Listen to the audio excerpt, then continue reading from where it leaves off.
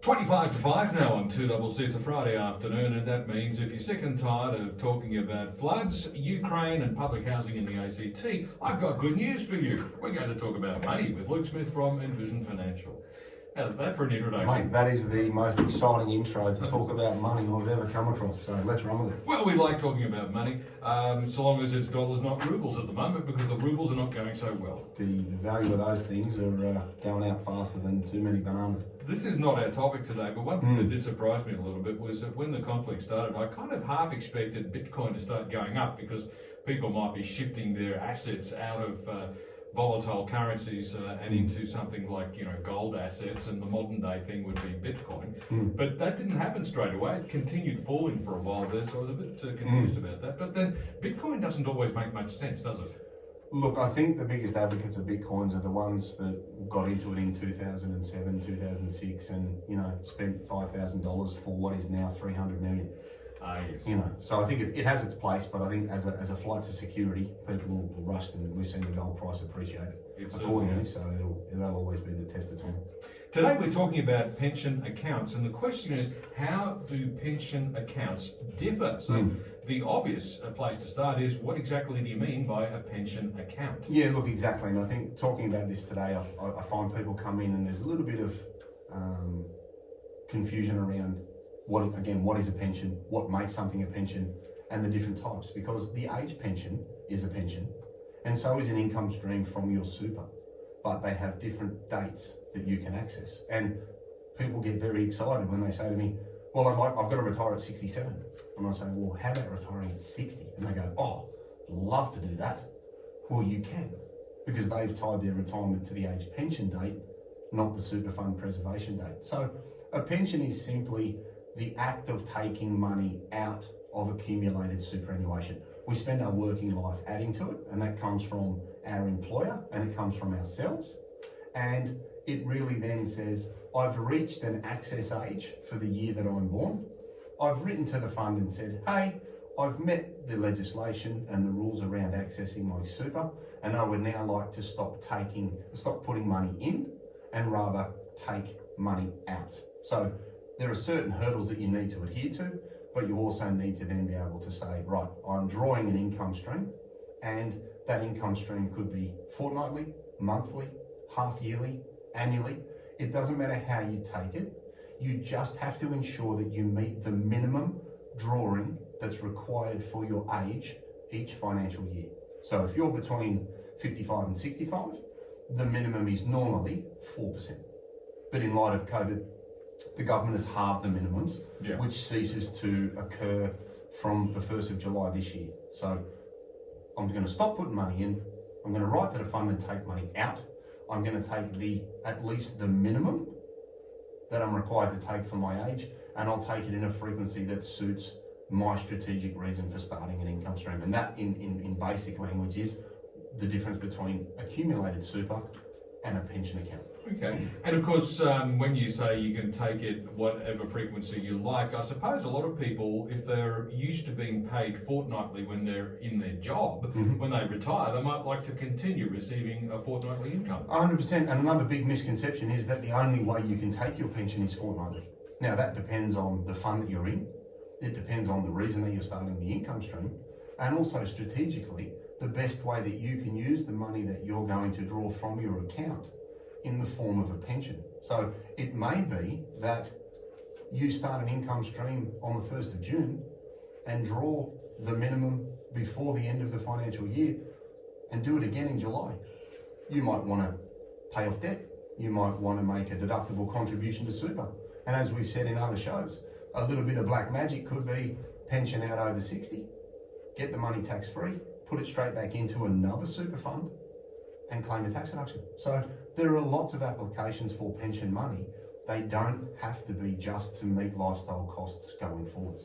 Okay, now there are all kinds of different pensions, as you say. It's not just the government aged pension or disability support pension, those are government pensions, but there's also the pensions that we're talking about today, which are pension accounts associated with your superannuation. But back in the good old days, there were such things as company pensions and pensions for public servants that came from taxpayer funds and so forth. That's less the case these days, isn't it? Well, again, there's always going to be the provider's income stream. So you're exactly right. You have an account-based pension, and an account-based pension is where you start your accumulated superannuation as an income stream, and you have met a condition of release, and that says I'm 60 and a form of employment has ceased, or if I'm under 60, I've said to the fund, I've ceased gainful employment and I don't intend to return to work for more than 10 hours a week.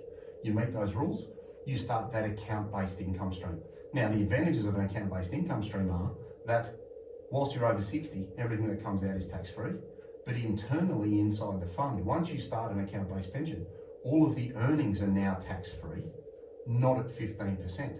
Another benefit of an account-based pension is that there is no capital gains tax in an account-based pension. So if you bought CBA for $4.50 and you sell it for $100, you pay no tax on that transaction inside an account-based pension, where the value of that pension is at a maximum of 1.7 million per person. Another pension type is a transition to retirement pension. Now that's where you're still in the workforce, but you're at your preservation age, so you have legal access to your accumulated benefits, but you're still working. Now, one of the things to keep in mind with the transition to retirement pension is the earnings inside are no longer tax-free, because the government said that looks and smells like a little bit of a benefit that we don't like. So they're still taxed at 15%. And there is a maximum of 10% of your accumulated benefit that you can take out each financial year. Whereas with an account-based pension, there is no limit. You could start a pension and rip it all out the next day. With the transition to retirement pension, you must take at least the minimum and then take at least, at most, the maximum for the year, which is 10%. So account-based pension is 1, transition to retirement pension is 2, the age pension is another form of pension that you get at 67 or depending on the year you're born. That is paid fortnightly and that is income and asset tested. And then there's the defined benefit income streams that you mentioned before, where you've got CSS and PSS in the government, right, and you've got DFRDB and MSBS, which are the military equivalents, and they are income streams that differ slightly as well. The CSS is a pension scheme. The PSS scheme is a lump sum scheme that you can convert to a pension.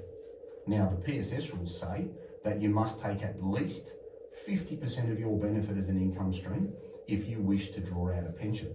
Now, the big kicker for the PSS is the factor that they use to work out how much pension you get for the money in the account is extremely, extremely generous. The DFRDB and the MSBS schemes work as similar examples of CSS and PSS with slightly different structuring, but effectively they are paid for the remainder of the individual's life.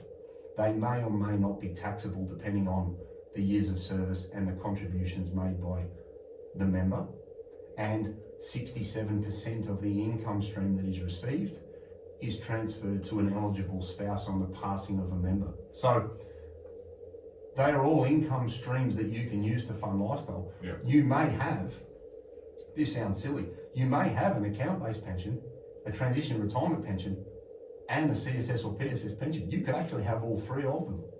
And I can guarantee if you're getting 3 of those, you're definitely not getting the age pension. So yes. That's one you're not going to get on that side, so you probably can't get all 4. But it's important just to sort of keep in mind that they all have different idiosyncrasies, and you may or may not take them and use them depending on who you're employed by. Yeah, and of course, thanks to Peter Costello, everything we take out of our pension account is tax-free, but apparently there's a limit to that. That's right, and that's the transfer balance cap limit, which currently stands at 1.7 million. And if you have an account-based pension, for example, with $2 million in it, then you would have 1.7 million as pension, and then you'd move the balance of that money into an accumulation account that is separate to that. Or if you had a self-managed super fund, you would maintain a pension account and an accumulation account inside the one structure. And if you have one of those defined benefit income streams, once your pension hits $100,000, then the concessional tax arrangements under those schemes are amended because you can't commute or take out a lump sum amount from those schemes. So they catch you with the tax assessment on that as well. So just something to keep in mind. Well, that does get a little bit complicated. So what should people keep in mind when considering their pensions? Yeah, I'd be thinking about why you're starting the income stream. The important thing about using pension strategies is, why am I doing it? And what do I need to meet the requirements of my position, not just what my friends think I should do at work. You know, certain employment areas are very cognizant of what everybody else did and what Billy did and Jenny did and Susie did, so you need to do that.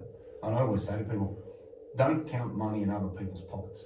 You don't know why they took an income stream. You don't know why they took a lump sum. You may not know why they took a part pension. Do what's right for you in your situation to maintain the most flexibility over the way that your retirement is funded. It might be that one spouse takes a full pension, the other one takes a part pension, and then we have a lump sum to give the kids. I had an instance where one of my most favourite clients passed, and I had a conversation with her widow, and the important thing for us was to get the money to the kids. Now, in that instance, if he'd taken a full pension from one of the government schemes, it wouldn't be transferable. So you need to think about what your why is, and then access super accordingly to make sure that you get money that's tax-free, have a strong income stream, use pension strategies for other strategic reasons, as I touched on before. Maybe take a pension and put the money back in as a funding mechanism for deductible contributions to lower your taxable income. So transition retirements are great for that. Account-based pensions are wonderful if you want to sell assets and avoid capital gains tax and have tax-free earnings up to 1.7 million in your pension. So there are a lot of things that you can do, but you need to think strategically about why you're starting one and the benefits of doing so. Another great pension strategy could be that you want to pay off a house with tax-free money.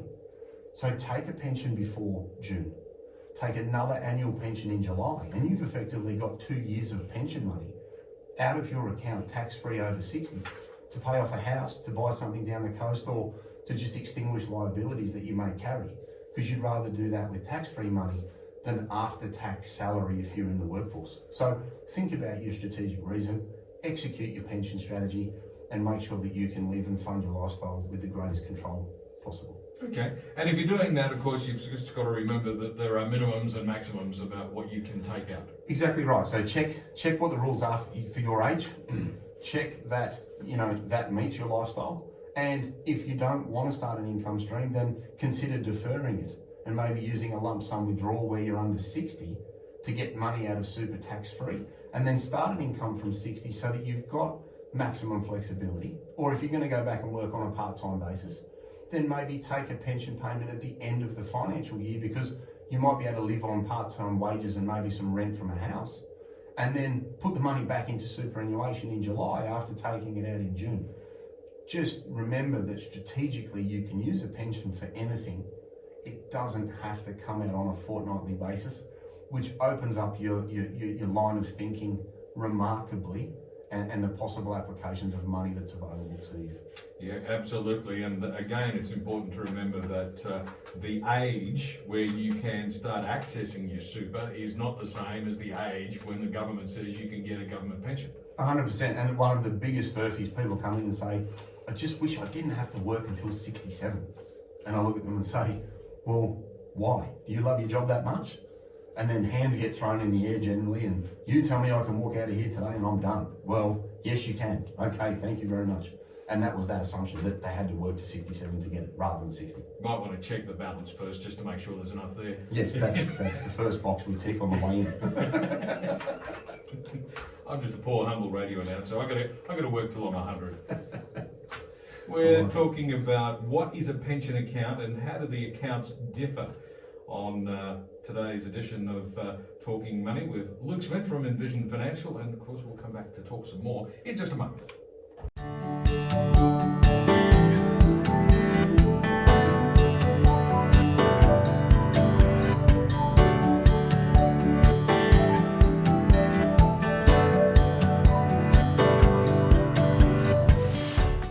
Minutes to 5 on 2CC, and with me in the studio, Luke Smith from Envision Financial to talk all about money, which is one of our favourite topics. Who doesn't like talking about money? On a Friday afternoon as well. Exactly right. Now, I know all about how to spend it. You know all about how to invest it. Oh, I'm pretty good at spending it as well. Pretty well.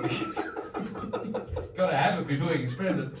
There we go. We're talking today about pension accounts and how do they differ? Because I guess let's have a quick recap. What are the different kinds of pension accounts? So we've got an account-based pension, we've got a transition to retirement pension, we've got the age pension, and then you've also, for people in government employment, you've got the defined benefit income streams being CSS, PSS, DFRDB and MSBS.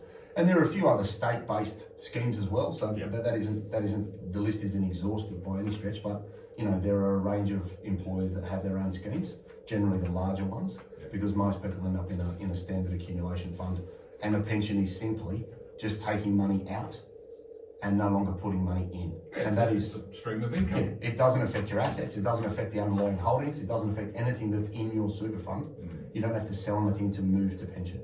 And specifically when we're talking about superannuation, really it's down to those two, isn't it? The account-based pension that you have when you're retired, or if you're not quite ready to hang up the spurs just yet, you have the transition to retirement pension. Spot on, that's right. And the transition to retirement pension was started because there was a huge knowledge base in workforces with an ageing population where people said, right, I'm going to go and get my super, and off I trot.